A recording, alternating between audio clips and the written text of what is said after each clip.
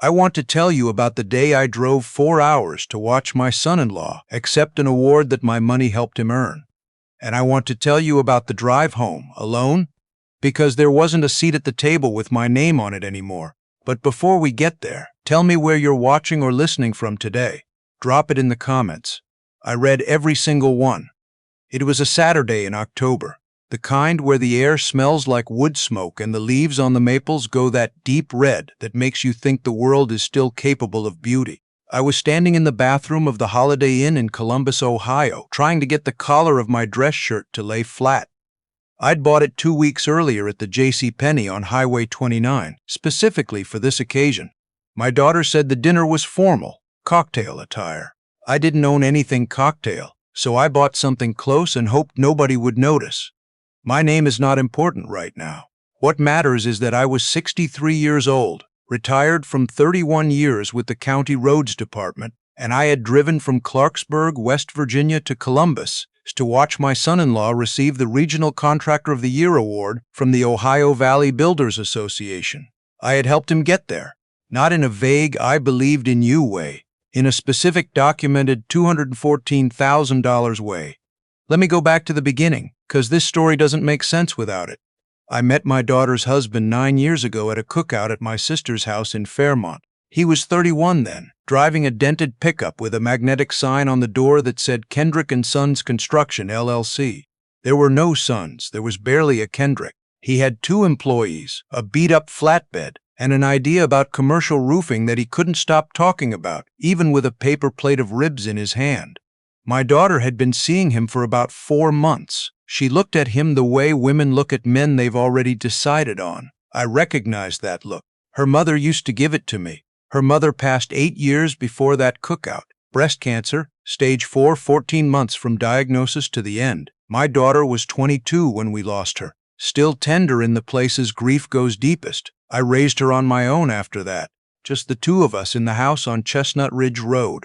She finished her accounting degree at Fairmont State, got a job with a firm in Morgantown, did it all without making a sound about how hard it was, the way her mother used to do things. So when she came to me that winter and said she and her husband were thinking about expanding the business, I listened. He had a chance to bid on a contract with a school district in Columbus. Commercial roofing, 2 buildings, $800,000 total if they got it. But he needed equipment, a boom lift, 2 cargo vans, updated insurance bonding. He'd priced it out. He needed $85,000 to make it work. He came to me hat in hand, literally. He sat at my kitchen table and looked at the tablecloth while he talked. He said he'd pay me back within 3 years. He had a business plan. He'd printed it out and put it in a manila folder with his company logo on the tab. I looked at the folder. I looked at him. I looked at my daughter standing in the doorway between the kitchen and the living room, arms crossed, not saying a word, letting him do this himself. I wrote the check. That was the first one. The Columbus contract came through. Kendrick & Sons actually grew into something. He hired 8 people. He bought a proper office space in a strip mall off I-70. My daughter quit the accounting firm and came on as his CFO. They were building something real. Over the next 6 years, I wrote more checks.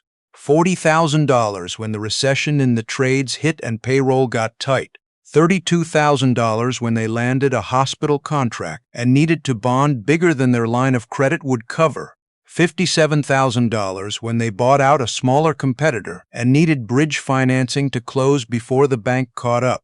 There were smaller amounts, too, emergency amounts, the kind you don't put a number on because it feels like family, not finance. $214,000. I ran the total one night on my calculator because I was curious, not because I was keeping score. I wrote the number on a sticky note and put it in my desk drawer. I didn't tell my daughter the total. That's not what fathers do.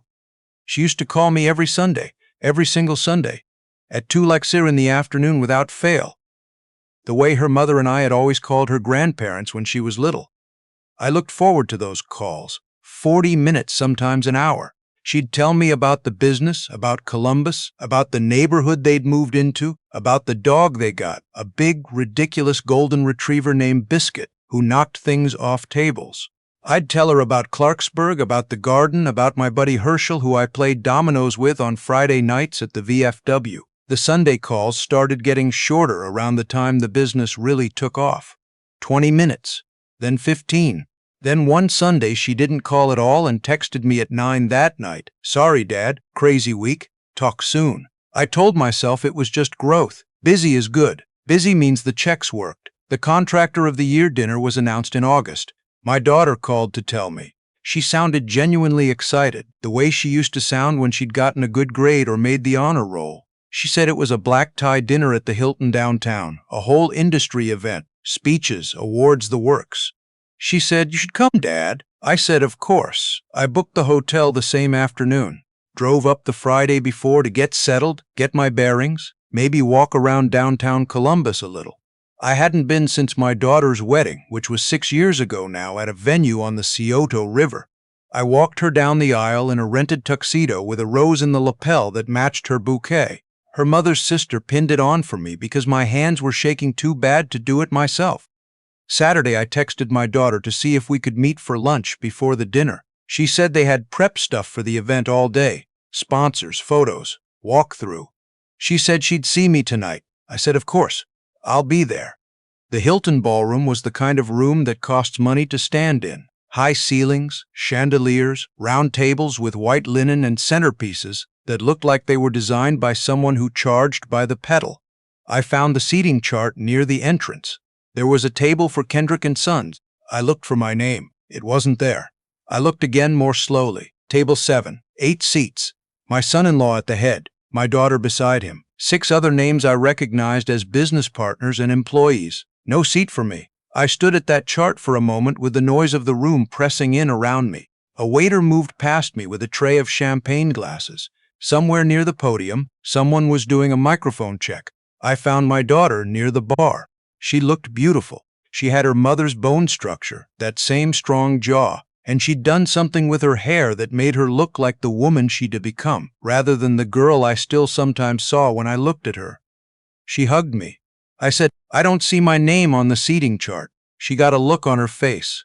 Not guilt exactly, something more like inconvenience. She said, "Oh, Dad, I'm so sorry. I thought I put you at table 11. Let me check." She pulled out her phone, typed something. Then she said, "Actually, they have a hospitality section in the back, near the bar. You'd probably be more comfortable there anyway. There's a big screen so you can see the stage clearly, and it's less, you know." She made a gesture with her hand. Formal. I said, "The hospitality section." She said, "It's really nice, Dad. The seating is better, honestly." I said, "Okay." I found the hospitality section. It was a cluster of high-top tables near the service entrance. There was a screen mounted high on the wall. The sound came through about a half-second delayed from the actual room. I stood at a high top and drank a glass of water. From where I stood, I could see table 7. My son-in-law glad-handing people I didn't recognize. My daughter laughing at something a woman in a red dress said. The easy, practiced performance of people who'd arrived somewhere. A man I'd never seen sat down into the chair that should have been mine. He had silver hair and a tailored suit. He leaned over and said something to my son-in-law that made them both laugh like old friends. I watched the whole dinner from the hospitality section. I watched my son-in-law accept the award. He gave a speech about hard work and vision and the team that made it possible. He thanked his wife. He thanked his business partners by name. He thanked a banker named Gerald from Fifth Third. He did not mention me. I drove back to the Holiday Inn at 9:15. The dinner wasn't over yet. I'd slipped out between the award and dessert. I sat on the edge of the hotel bed in my dress shirt, with the collar still not laying flat, and I looked at the wall and I thought for a long time. My daughter called at 10:45. She sounded warm and a little relieved. The way people sound after a thing they were nervous about goes well. She said, "Where did you go? We were looking for you." I said, "I got tired." She said, "You should have told me. We could have said goodbye." I said, "It seemed like you were busy." A pause. Then she said, "Dad, are you okay?" I said, "I'm fine. Congratulations to him. He earned it." She said, "Thank you." She sounded like she believed me. I drove home to Clarksburg on Sunday morning. 4 hours. I stopped once for coffee at a Sheetz off the interstate, and I sat in the parking lot for 20 minutes, not going back inside, not driving, just sitting. I thought about the manila folder with the logo on the tab. I thought about all the Sunday calls that got shorter. I thought about the $214,000 on the sticky note in my desk drawer. I thought about how many times I had handed over something I built, something I saved, something I worked for, and said, "Here, this is for you, because you're family, because that's what you do." I thought about my wife, about the last real thing she said to me that I could still hear in her actual voice. She said, "You give people your whole hand and then they're surprised when you don't have fingers left." I said, "What's that mean?" She said, "It means save something for yourself." I hadn't. I was home by 2 in the afternoon. I put my dress shirt in the hamper. I put on jeans and a flannel and I went out to the garage and I sat at my workbench and I stared at the wall for a while. Then I opened the bottom drawer of my tool chest and I took out the sticky note, $214,000. I put it on the workbench in front of me. Then I went inside and I opened my desk and I pulled out every check register, every bank transfer receipt, every wire confirmation, every email where my son-in-law had written to thank me, to explain what the money was for, to outline how and when he planned to repay it. I had kept everything, not because I expected a fight, because my father taught me that paper protects both people in any transaction, and that a man who doesn't keep records is a man who doesn't respect what he's built. There was no repayment agreement. There never had been. He'd offered one the first time, in the Manila folder. I'd waived it. I said, "This is family, not a contract." I said it because I meant it, and also because I was afraid that asking for paperwork would make me seem like I didn't trust him, like I was keeping score. I should have kept score. Monday morning I called an attorney. His name isn't important. He had an office above a pharmacy on Main Street. Been there since I could remember.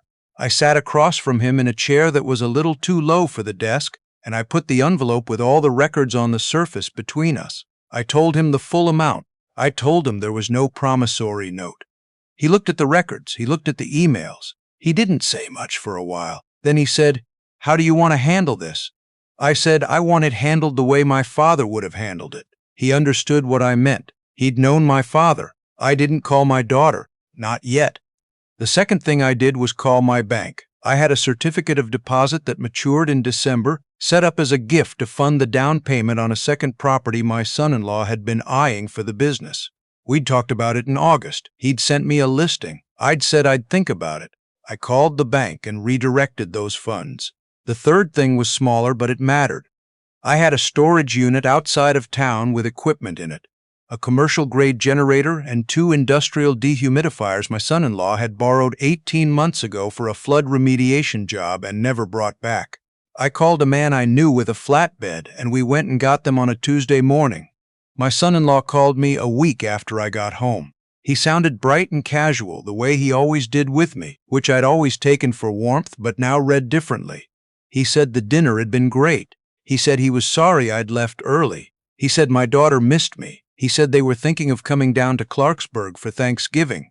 And what did I think? I said, "That sounds good." Then I said, "I have a question.